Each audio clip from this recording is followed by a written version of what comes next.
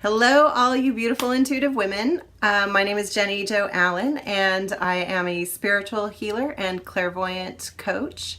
I have a couple of groups going on right now. One of them is called the Connected Soul Healing Group, and that is for all kinds of women who are intuitive, empathic, and psychic. If you have prophetic dreams, this is a great group for you to join.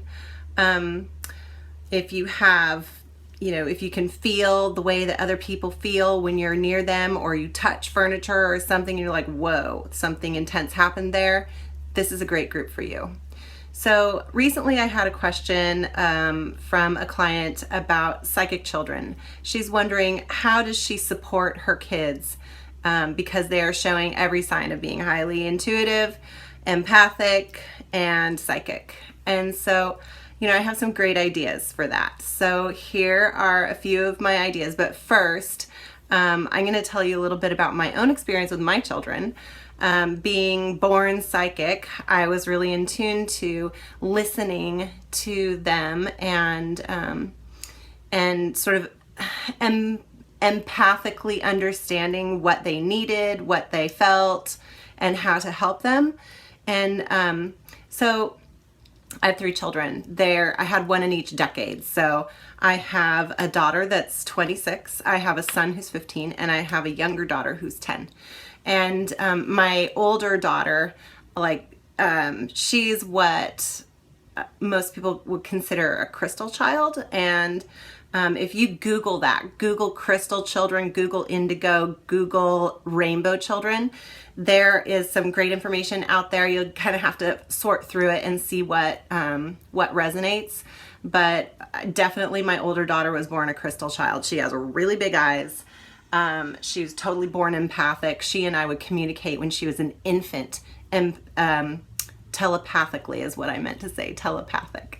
And she still exhibits that kind of behavior even as an adult, even though she hasn't really embraced her psychic nature as much as I would love for her to, but it's her choice, it's her life. So anyway, how did I handle having these 3 kids that are definitely in the realm of highly intuitive?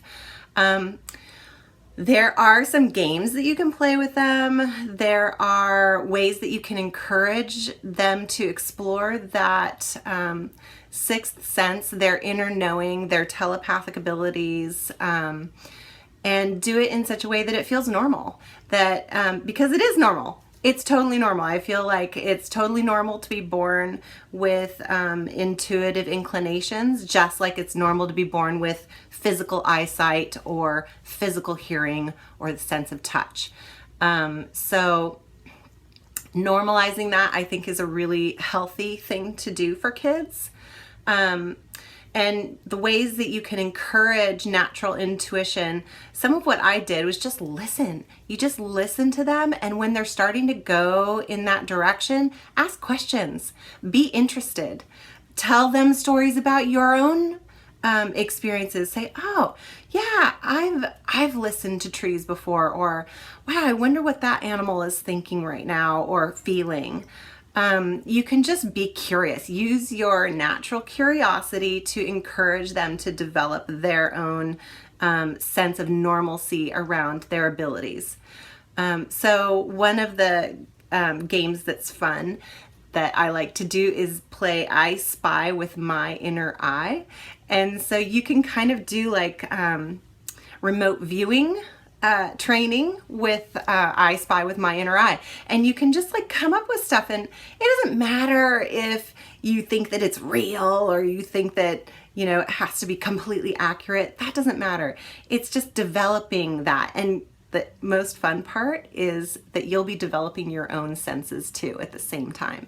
So you can develop right along with your kids, and I guarantee you they will be much faster than you are.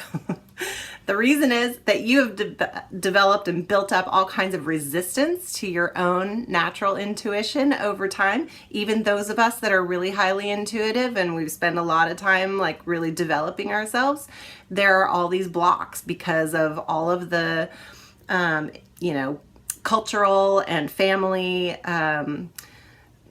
fear that was put in the way of our gifts typically.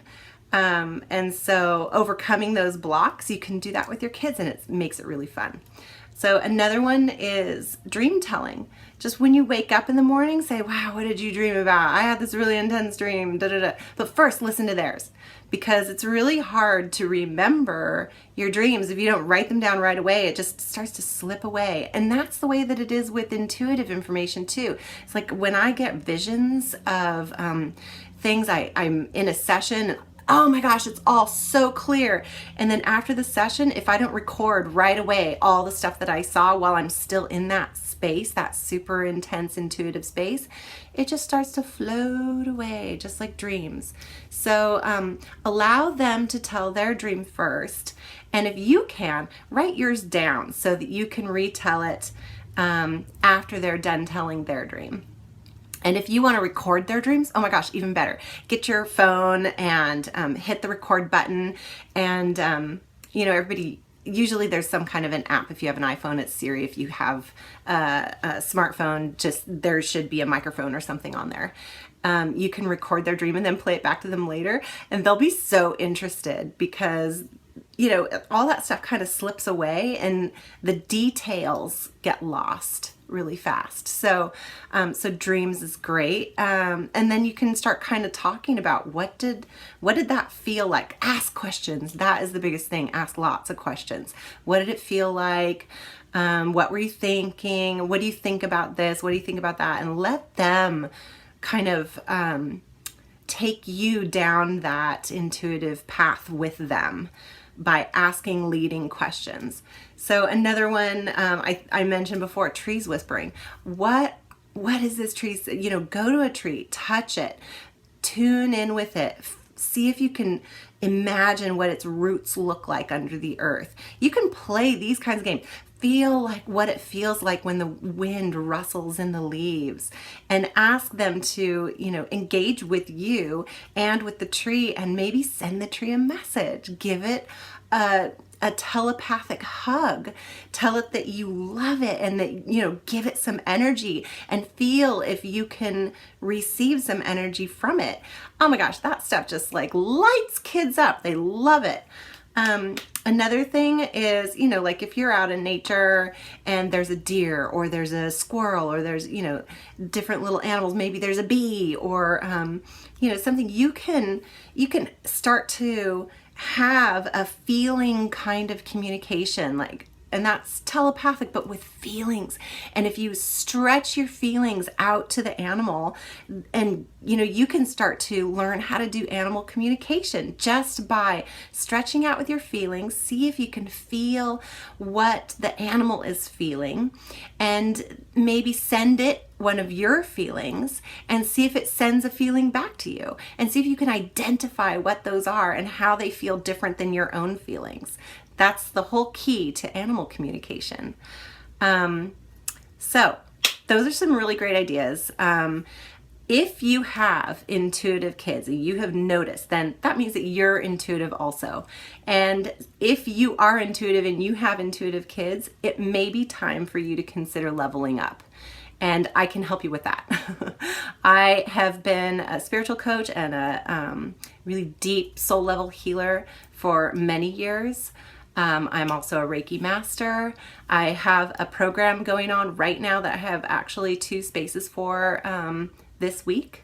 And so a couple things that you can do right away. One is click the get more information button and join my group, the Connected Soul Healing group. And then also send me a message or give me a call or send me an email to let me know that you're ready to have a free consultation to find out how I can help you level up so that you can be the most awesome mom for your kids. All right, click the button. Have a great day.